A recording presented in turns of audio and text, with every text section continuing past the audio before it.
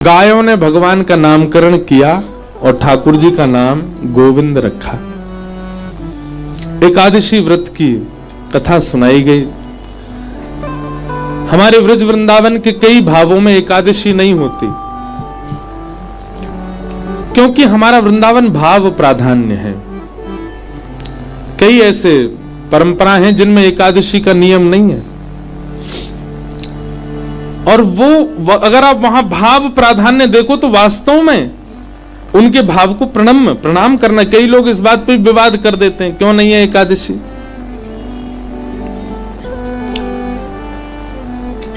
हमारे वृंदावन को भाव समझना बहुत विचित्र है, टेढ़ो काम है, हर कोई ना समझ सके।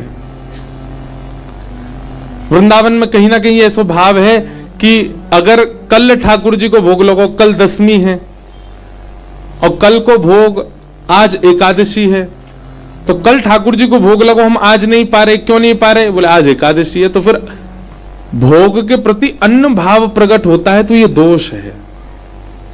हम आप सबसे भी निवेदन करें, जो भी एकादशी निष्ठा करते हैं, अगर एकादशी वाले दिन आपके यहां कोई प्रसाद लेकर के आवे तो आप उस प्रसाद का तुरंत अंश मात्र ग्रहण कीजिए, अपने एकादशी नियम का पालन कीजिए, पर प्रसाद पाओ। अब आप कहोगे या में तो चावल है, या में तो अन्न है, या में तो वो है जो एकादशी पर, तो आप प्रसाद के प्रति अन्न भाव क्यों रखे हो? वो अन्न नहीं है। चैतन्य महाप्रभु कहते हैं महाप्रसादे गोविंदे, साक्षात गोविंद हैं। उनके प्रति अगर अन्न भाव रखोगे तो वो अन्न ही है और वो अन्न की तरह ही क्रिया करेगा। लेकिन उसके प्रति प्रसाद भाव रखो तो आप स्वीकार कर सकते हो। एकादशी व्रत का नियम बताया, तत्पश्चात अब महारास की कथा प्रारंभ हुई। रास बिहार। भगवान पिता रात्रि शरदोत्फुल्ल मल्लिका विक्षरन्तुम मनश्चक्रे योग मायामुपाश्रित। बहुत सावधानी से बैठो। आप रासभूमि वृंदावन में बैठे हैं और महाराज श्रवण कर रहे हैं। रास मतलब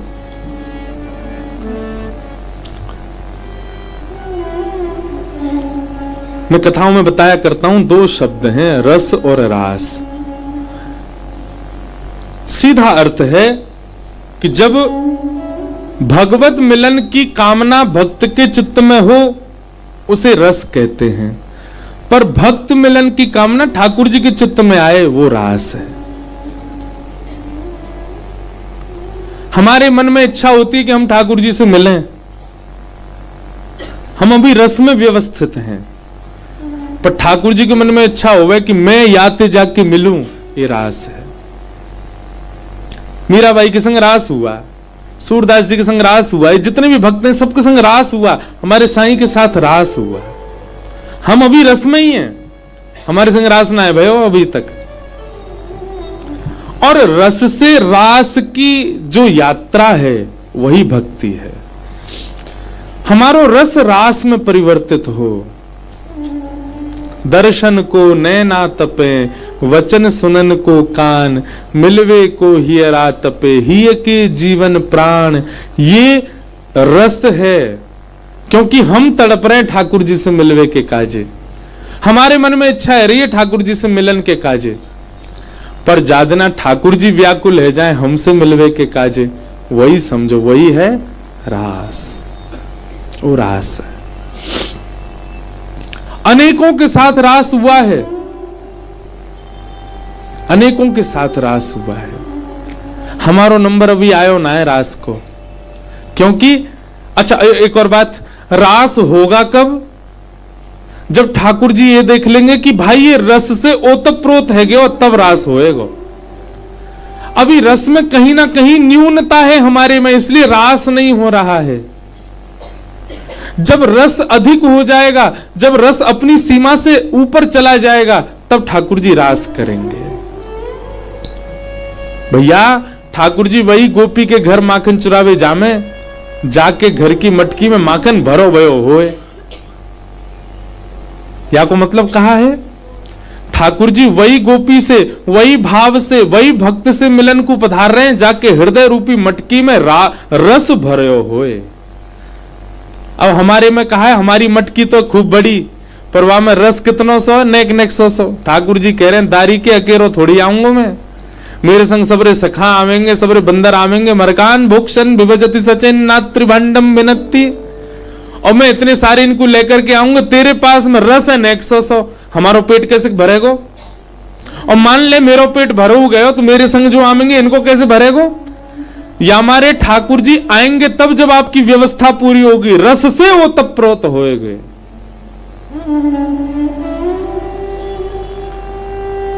समझ में आया? रस और रास।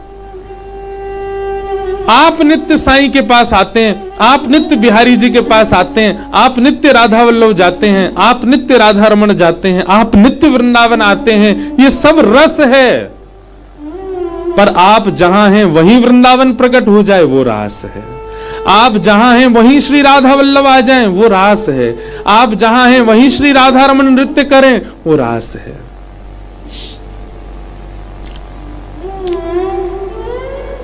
मुझे बड़ी प्रिय कथा, एक सखी रोज जाती है श्रीनाथ जी के मंदिर में, और श्रीनाथ जी से जाके कहे, लाला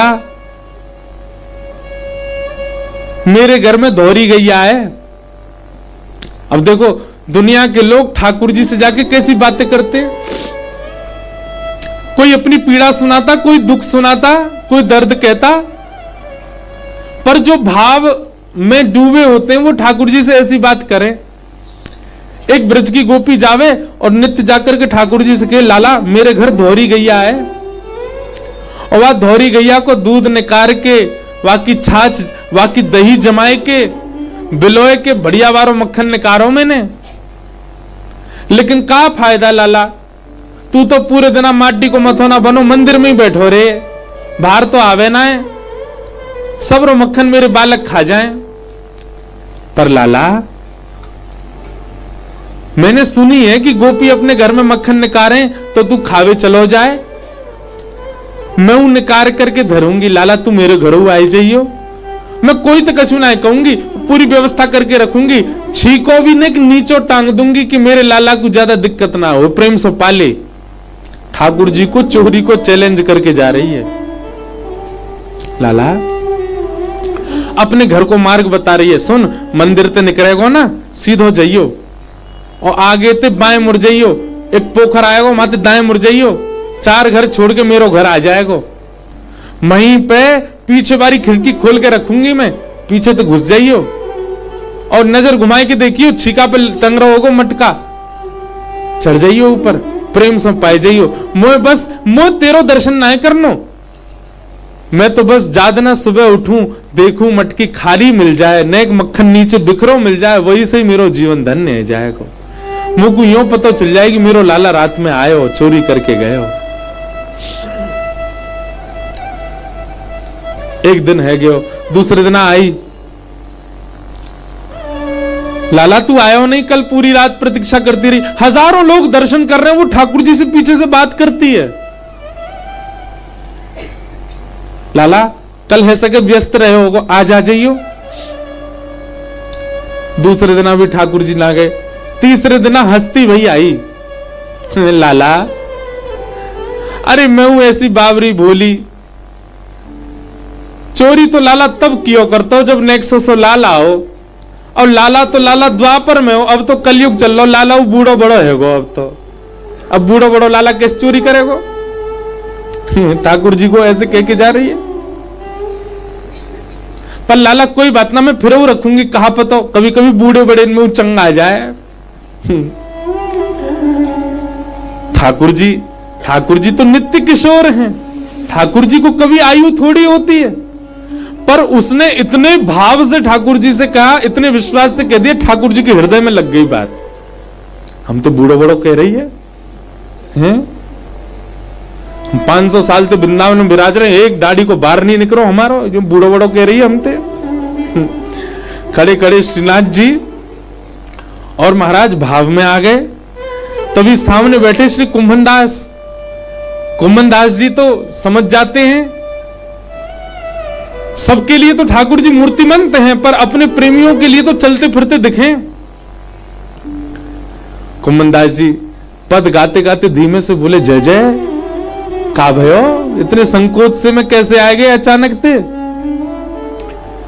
ठाकुर जी कुंभनदास जी, ए कुंभना देख, एक गोपी आवे रोज और रोज मोए कह के जावे चोरी करवे आ जाओ घर, या कैसे बताऊं जी कलयुग चल लो है, मैं कहीं मंदिर से बाहर निकसो सबरे पकड़ लेंगे मोए, मंदिर में बैठो रहूं तब तो मांगवे वारी इनकी बात पूरी ना हो, मैं बाहर निकल आया तो जन का हाल करेंगे मेरो, और जी रोज आके कह जाए मेरे घर चोरी करवे आ जाओ।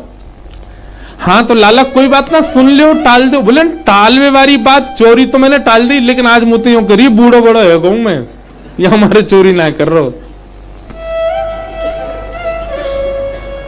जय जय, आप तो नित्य किशोर हो, आप कैसे बूढ़े बड़े? ना ना कुंभना, अब तो याकू उत्तर देनो है।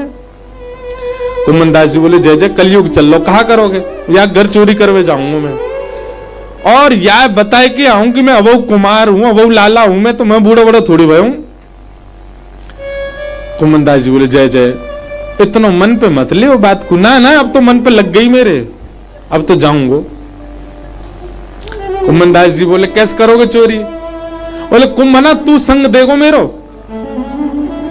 ठाकुर जी बोले, कुंभनदास जी बोले, जय जय, जहां आप वहां हम जाएंगे, पर हम पे चोरी करवी ना। ठाकुर जी बोले, बाकी चिंता मत कर, चोरी इनको शिरोमणि हूं मैं, वो तुम्हें सिखा दूंगा, तो चुटकी बस एक काम करियो। बोले का फुर्ती रखियो ना। कुंभनदास जी बेचारे बड़े बूढ़े, करनो कहा है?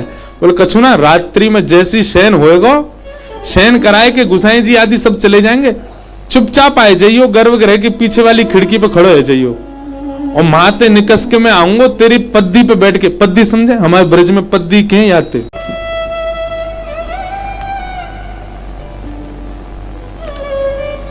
कुंभनदास जी के नेत्र सजल हो गए।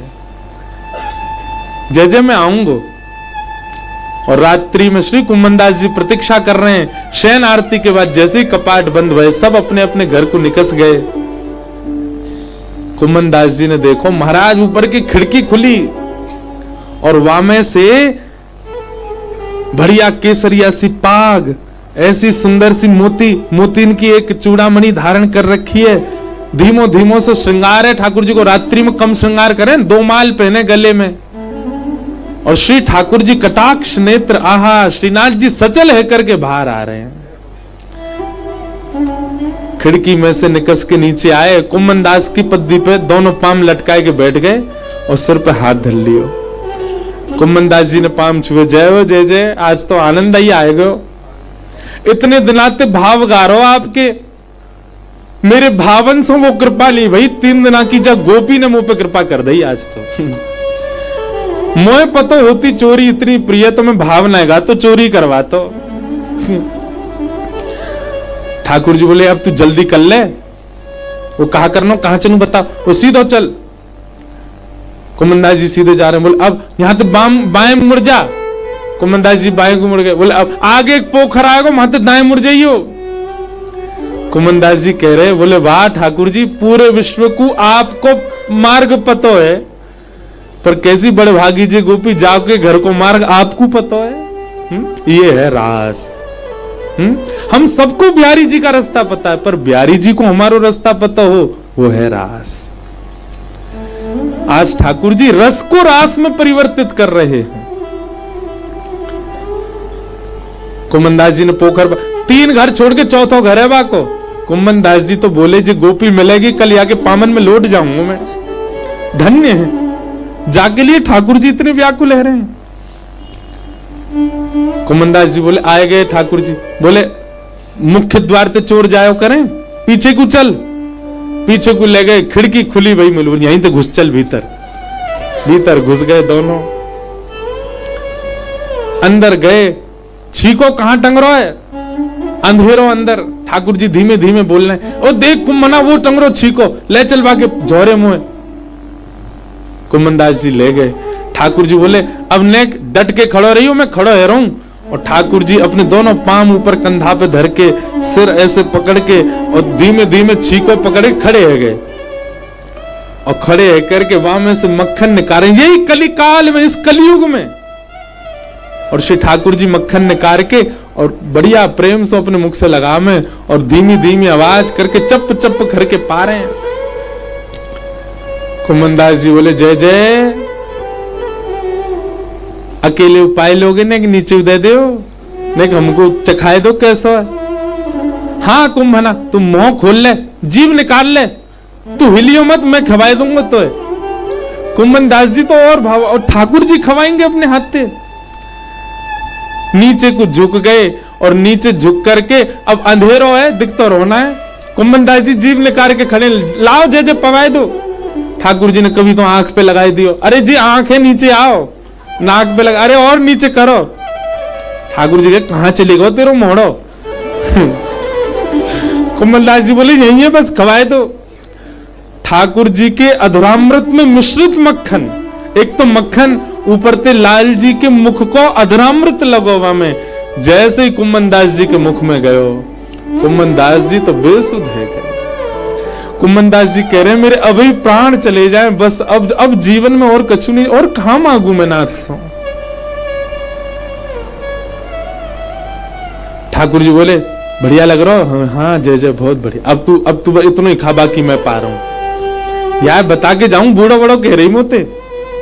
और ठाकुर जी प्रेम से मक्खन निकास के पामे। कुंभनदास जी के मन में आई कि नेक देखूं तो सही, ये झांकी कैसी, ठाकुर जी मक्खन चोर आ रहे हैं। जैसे ही कुंभनदास जी ने ऊपर देखो तो झांकी तो कहा दिखी, एक नवीनता और दिखी, कहा ठाकुर जी की धीमे धीमे धोती नीचे खिसक रही है। जैसे ही धोती खिसकन लगी, कुंभनदास जी बोले जय जय जय जय, हो है जाएगी अभी, हो अरे संभालो। ठाकुर जी बोले अरे कुंभला में तो भूल ही गयो, 4 भुजा धारण कर ली, 2 भुजा से तो अपनी धोती पकड़ी, और 2 भुजा से ठाकुर जी मटकी पकड़ करके प्रेम से पा रहे हैं। कुंभनदास जी बोले शंख चक्र गदा पद्म वाले 4 भुजा वाले तो देखे मैंने, पर धोती समारवे के काजे 4 भुजा धारण करी पहली बार देखो है। जय हो जय जय आपकी। कुंभनदास जी तो ऐसे भाव में चले गए, ऐसे मंत्र मुग्ध है गए, वो छवि नहीं जा रही है कुंभनदास जी के मुख से कि 2 भुजा से धोती पकड़ रखी है, 2 भुजा से मक्खन पा रहे हैं। कुंभनदास जी तो ऐसे भाव में प्रवेश कर गए, ढीले से पड़न लगे, लड़खड़ाने लगे। ठाकुर जी बोले कुंभना कुंभना क्या कर रहा हो, कुंभना ए डट जाने, धीरे खड़ा रहे, गिर जाएगी मटकी। कुंभनदास जी तो बेसुध भय, ठाकुर जी के हाथ से मटकी गिर गई। अब जैसे ही मटकी गिरी महाराज, धड़ाम की आवाज भई, सबरे घर के लोग उठ गए, चोर चोर चोर चोर आयो चोर आयो। ठाकुर जी बोले मरवाई दिए। भगवान तो तुरंत कूद करके खिड़की में हेच के भाज गए, माते कुंभनदास वहीं खड़ो है। आहा चतुर्भुज रूप। गोपी आई, गोपी ने आकर के जैसे लौ जराई, अग्नि प्रज्वलित करके प्रकाश करके तो कौन सा घुसा। कुंभनदास जी के मुंह पे मक्खन लगो है, भाव में डूबे भय, सामने मटकी फूटी पड़ी है। घर के सब सदस्य ने खूब डंडा बरसाए कुंभनदास में, बड़ो बूढ़ो है गो अब चोरी करवे आयो है ए कुंभना। तभी वो सखी आई दौड़ी दौड़ी और बोली अरे जे तो कुंभनदास है, इमाम मंदिर में रोज पद सेवा करे ठाकुर जी के आगे। अरे कुंभना मैं तो ठाकुर जी तो कहती कि मेरे घर चोरी कर जाऊं, ठाकुर जी तो आयो नहीं, तू आगो चल के। कुंभनदास जी ने नेत्र खोल के वह सखी को देखो, बोले तेने निमंत्रण दियो ठाकुर जी को चोरी को? बोले हम बे मैं ही कहती रोज कि मेरे घर मक्खन चुराए जाओ। कुंभनदास जी चरणों में गिर गए, अपने नेत्र के आंसुओं से उसके चरण धो दिए। तू है सखी बड़ भाग बड़ी, नंदलाल तेरे घर आवत है। तू है सखी बड़ भाग बड़ी, नंदलाल तेरे घर आवत है।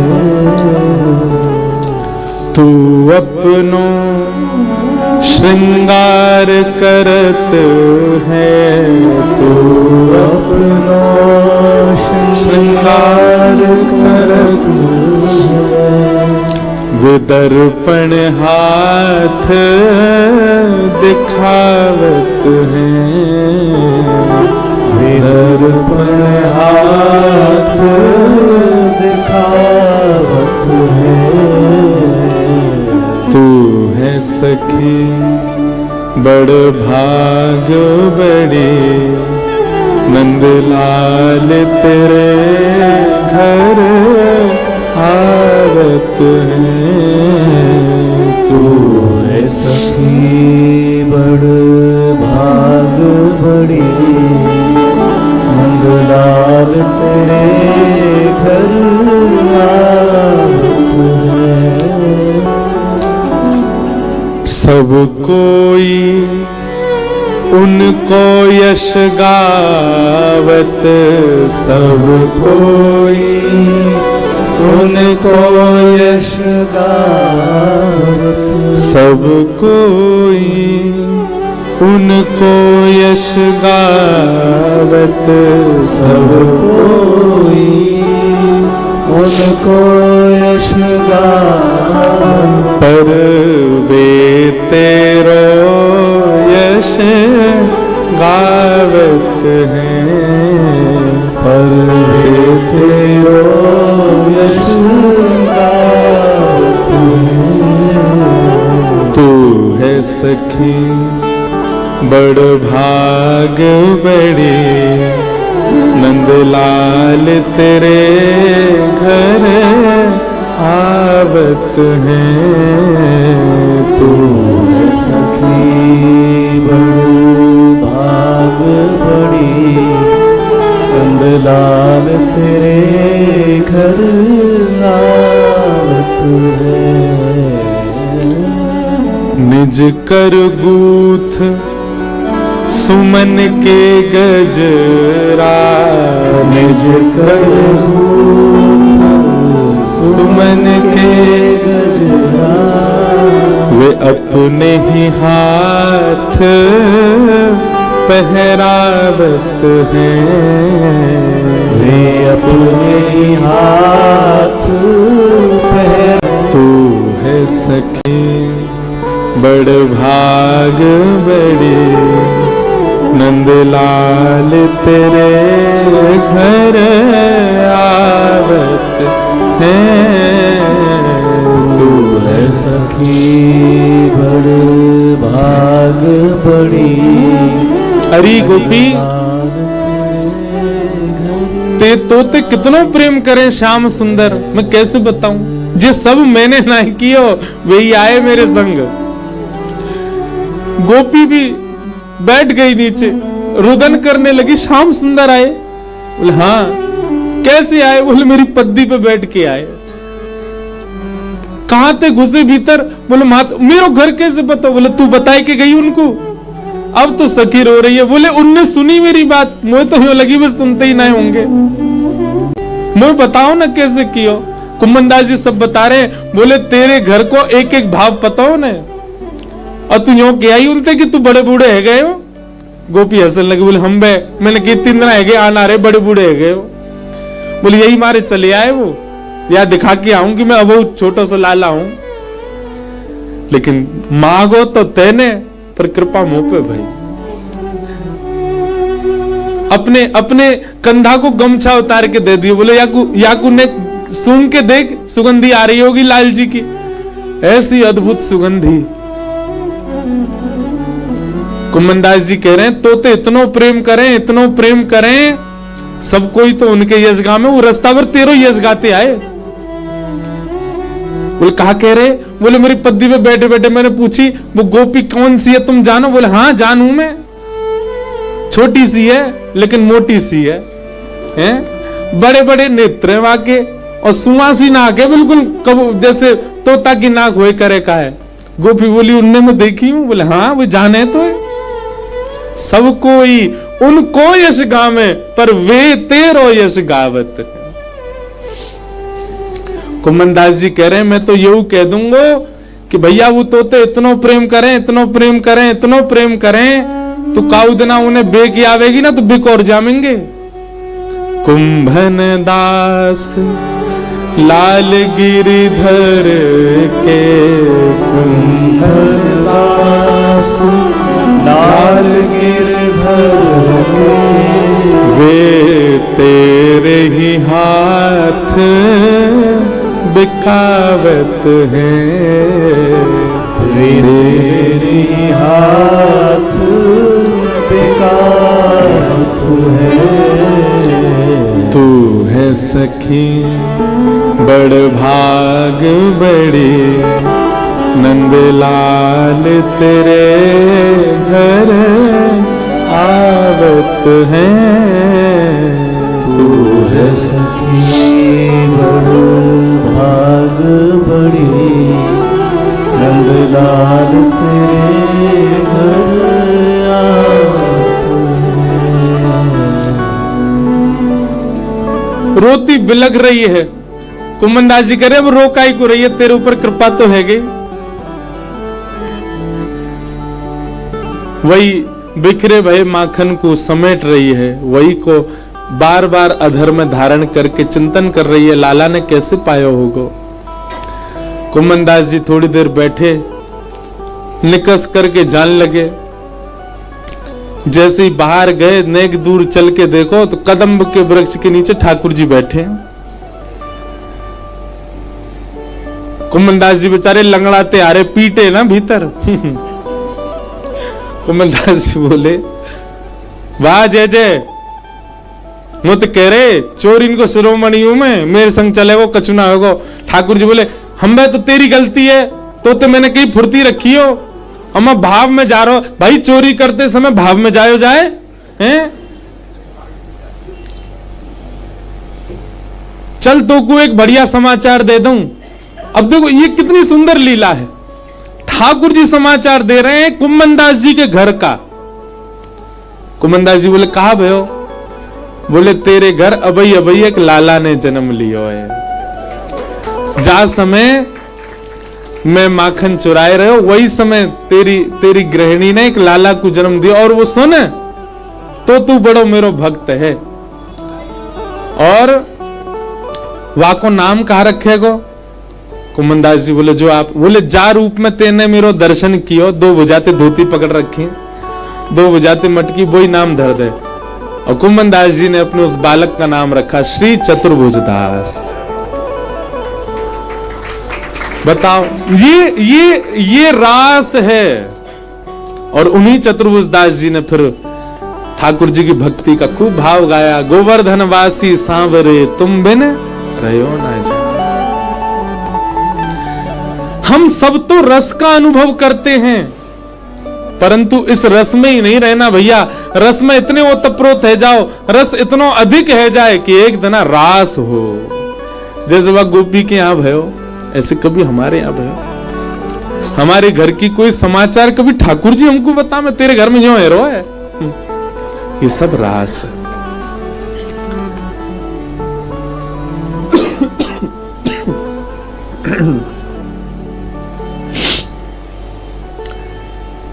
ठाकुर जी ने ब्रज की सब गोपियों को कहा था कि हम शरद पूर्णिमा की रात्रि पे आप सबके साथ रास विहार करेंगे। आज वही पूर्णिमा की रात्रि आई है। सब गोपियां अपने अपने कार्यों में लगी थीं। ठाकुर जी ने एक वेणुनाद किया। बंधुओं एक बात मेरी बहुत ध्यान से सुनना। मुरली वंशी और वेणु,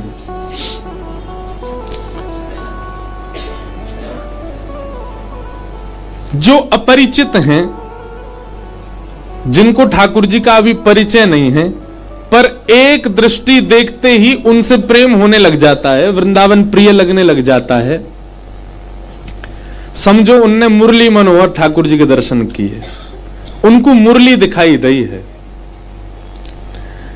लेकिन जो ठाकुर जी के प्रेम में हैं ऑलरेडी, ब्रज में रह रहे हैं, ठाकुर जी की उपासना कर रहे हैं, उनको नित्य जाकर के वंदन कर रहे हैं, उनको नित्य ठाकुर जी में प्रेम बढ़ता ही जा रहा हो, उनको वंशी दिख रही है। पर एक बार ठाकुर जी दिखे, वाकई बात जहां गए वहां ठाकुर जी दिखे, और कोई दिखो ही नहीं। जित देखूं उतित श्याममयी है, जैसे मीराबाई, वो जहां जामे वहां उनको ठाकुर जी को ही अनुभव है जाए। कहो तो बादल की आकृति में ठाकुर जी हैं, कहो तो वृक्ष की टेर में ठाकुर जी हैं, कहो तो पत्तान में ठाकुर जी हैं, कहो तो किसी व्यक्ति में ठाकुर जी हैं। जहां देखे वहां ठाकुर जी को दर्शन है रोए। जैसे हमारे साईं, आपको भी यमुना जी में यूं ही लगी ठाकुर जी नहा के गए, यही हमारे सांवली है गई जमुना जी।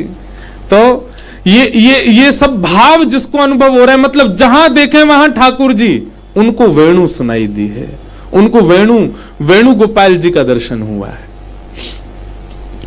हम अभी मुरली मनोहर जी के दर्शन करते हैं, हमें जाना कहां तक है कि काउदना वेणु गोपाल देखें। अच्छा, तीनों उनकी आकृति में भी थोड़ा सा अंतर है। मुरली मनोहर सीधी वंशी, जहां अधर हैं वहीं सामने दोनों भुजा हैं, ये मुरली मनोहर हैं। और ठाकुर जी जब वंशीनाद करेंगे तो भुजा नीची हैं और वंशी अधर पर है, ये वंशी बजा रहे हैं। लेकिन ठाकुर जी को मुखमंडल श्री जी की तरफ झुक जाए और वेणु ऊपर को आ जाए, वंशी ऊपर को आ जाए, ये ठाकुर जी को वेणु गोपाल, ये वेणु बजा रहे हैं। तीनों के बड़े विस्तृत भाव हमारे रसिकाचार्यों ने बताए हैं, लेकिन वेणु को भाव बहुत विशेष है।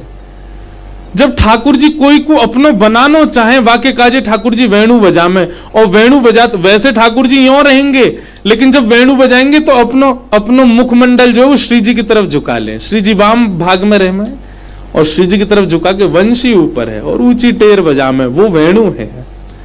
और वाकू अगर कोई सुन ले, वो और कोई को है ना सके, वो ठाकुर जी को ही रहेगा। तो कभी कभी अपने दर्शन की विधा में ठाकुर जी के हस्तकमल देखा करो, ठाकुर जी को मुखमंडल देखा करो। सबको तो सामान्य दिखेंगे, पर नित्य दर्शन करवे वाले, नित्य भाव करवे वाले, इनको कभी कभी ये हस्तकमल में और मुखमंडल में कभी कभी अंतर दिख सके, वहां से उनकी भक्ति की गम्यता पता चलेगी।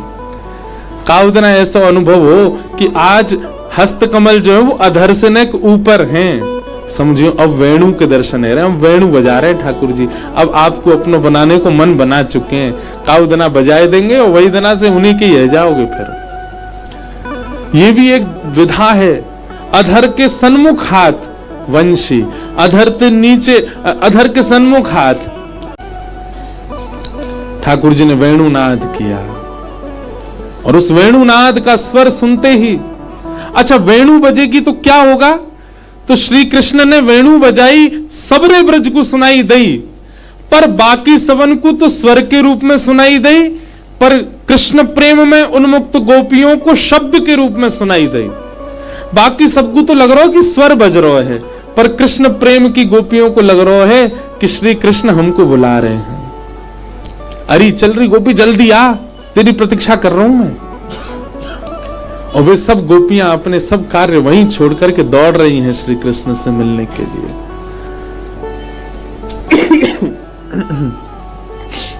असंख्य गोपियां आ गईं। अब मैं थोड़ा विषय जल्दी करूं। भगवान प्रणय गीत हुआ, ठाकुर जी ने आने का विषय पूछा, गोपियों ने अनेक भाव बताए। अंत तो गत्वा, गोपियों के भाव से ठाकुर जी रीझ गए, परंतु जैसे ही रास विहार करना प्रारंभ किया, रास करते करते करते करते गोपियों के चित्त में मान आ गया कि हम बहुत सुंदरी हैं, इसलिए ठाकुर जी हमारे साथ रास कर रहे हैं। ठाकुर जी को मान प्रिय नहीं है, चाहे रूप का हो, चाहे संपत्ति का हो, चाहे वस्त्र का हो, चाहे किसी भी भाव का हो, मान नहीं आना चाहिए।